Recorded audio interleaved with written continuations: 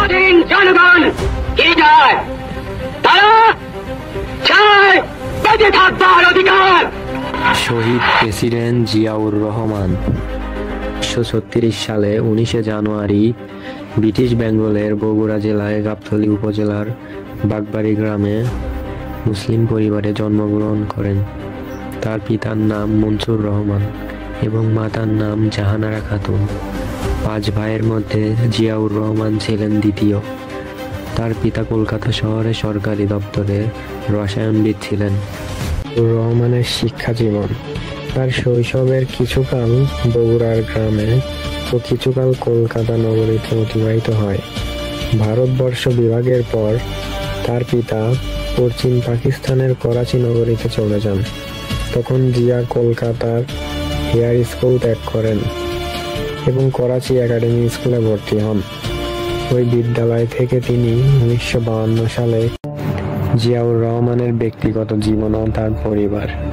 1960 সালে পূর্ব পাকিস্তানের দিনাজপুর শহরের বালিকা খালেদা খানমের সঙ্গে জিয়াউর রহমান বিবাহ বন্ধনে আবদ্ধ হন।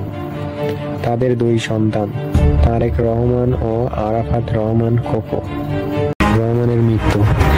জিয়াউর রহমানের বিরুদ্ধে অভিযোগ আছে তিনি সেনাবাহিনীতে তার বিরোধী কর্মীদের নিপীড়ন করতেন।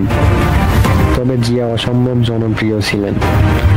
অনেক উচ্চপদস্থ সামরিক কর্মকর্তা জিয়াউর রহমানের বিরুদ্ধে ষড়যন্ত্রে লিপ্ত হন।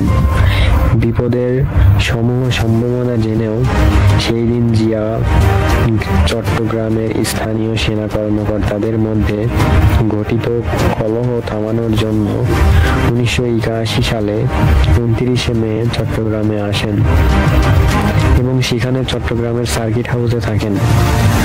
অতঃপর 30 মে গভীর রাতে সার্কিট হাউসে এক ব্যর্থ সামরিক অভ্যুত্থানে জিয়া নিহত হন। জিয়াউর রহমানকে ঢাকা শেরেবাংলা নগরে দাফন করা হয়। প্রেসিডেন্ট জিয়ার জানাজায় বাংলাদেশের ইতিহাসে অন্যতম বৃহৎ জনসমাগম ঘটে, যেখানে প্রায় 20 লক্ষাধিক মানুষের সমবেত হয়।